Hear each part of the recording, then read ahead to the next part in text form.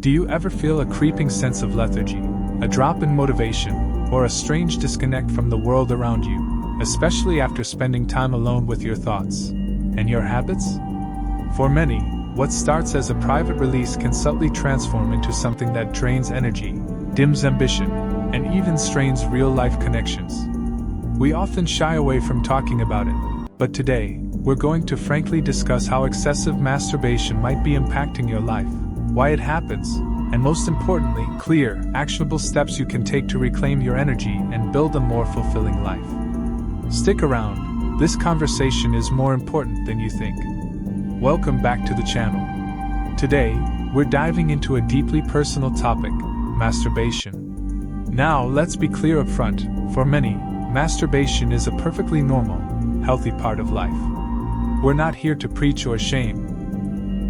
Instead, this video is for those who feel that their frequency or compulsion around masturbation is actually detracting from their well-being. If you find yourself consistently feeling drained, guilty, less motivated, or less interested in real-world interactions because of this habit, then this video is for you. We'll explore why this can happen and, more importantly, how to take back control.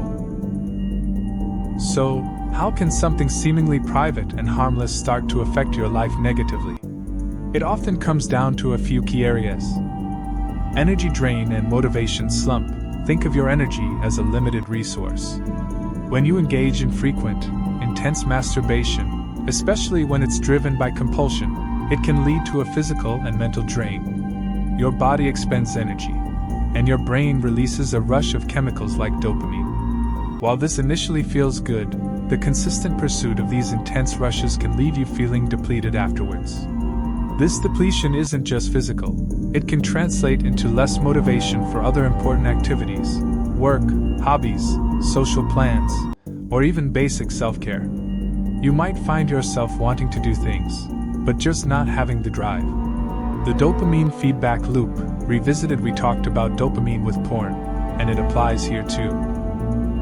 When you get that intense dopamine hit from masturbation, especially when combined with highly stimulating content, your brain gets conditioned to this powerful, easily accessible reward. This can make regular, less intense pleasures in life feel dull by comparison. Real conversations, building a skill, or even just enjoying a sunset might not deliver the same punch, leading to a subtle dissatisfaction with everyday life. Your brain starts preferring the quick, intense fix over the slower, deeper rewards of effort and real-world engagement. Social and emotional disconnect. When the habit becomes compulsive, it can pull you away from genuine human connection. Why? Because it offers an immediate, low-effort form of pleasure and release.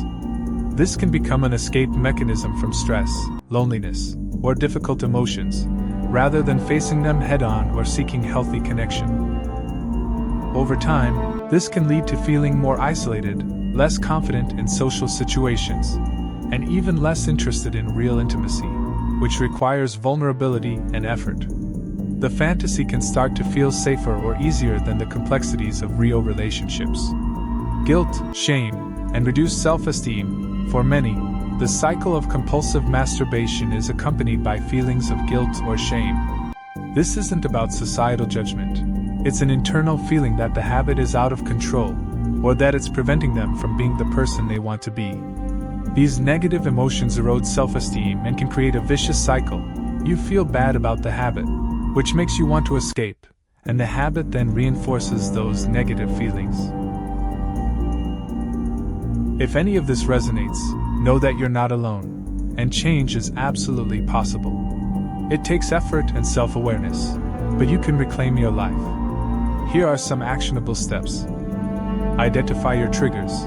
Just like with any habit you want to change, understanding why you do it is crucial. When does it happen? Is it late at night out of boredom? When you're stressed? Lonely? After a certain time of day? For example, if you notice it happens most when you're feeling anxious, you can then plan alternatives for anxiety. Anecdote. One person I knew realized their biggest trigger was coming home after a long, stressful day at work. Instead of immediately collapsing on the couch and reaching for their phone, they started a new routine, a 15-minute walk outside, or listening to an upbeat podcast while making dinner. It redirected that initial urge and broke the chain. Create friction and barriers. Make it harder to engage in the habit. Physical environment. If your bedroom is a trigger, try to avoid spending excessive idle time there. Keep your phone or laptop out of the bedroom, or in a common area. Digital barriers. Consider using website blockers if specific content is part of the pattern. Accountability. If you're comfortable, tell a trusted friend or mentor about your goal. Just voicing it can create a powerful sense of commitment. Replace the habit with healthy alternatives. You can't just stop, you need to replace. When an urge hits, have a pre-planned, positive activity ready. Physical activity, go for a run, do some push-ups, dance. Creative outlet, journal, draw, play an instrument, write. Social connection, call a friend, engage in a hobby group, go out for a coffee. Mindfulness/meditation, learn to sit with uncomfortable urges without acting on them. Embrace real-life connection and purpose. This is the long-term solution. Actively cultivate genuine friendships, romantic relationships, and pursue meaningful hobbies or projects. The more you invest in real-world experiences, the less appealing the temporary escape will be. When your life is full of purpose and authentic connection, the void that compulsive habits try to fill shrinks. Be patient and forgiving. This is not a linear journey. There will be slip-ups. Don't let a mistake derail your entire effort. Acknowledge it, learn from it, and get back on track. Self-compassion is key. Focus on progress, not perfection. In summary, while masturbation is a natural part of human experience, when it becomes excessive or compulsive, it can subtly, yet significantly, drain your energy, dull your motivation, and create a disconnect from real-life joy and connection. By understanding your triggers, building friction, replacing the habit with healthier alternatives, and actively seeking real-world purpose and connection, you can absolutely reclaim control over your life and unlock a new level of energy and fulfillment. If this video resonated with you, I encourage you to take one small step today. What's one thing you can try from this list? Perhaps identify your number one trigger, or plan one alternative activity for when an urge strikes. Share your thoughts and experiences in the comments below.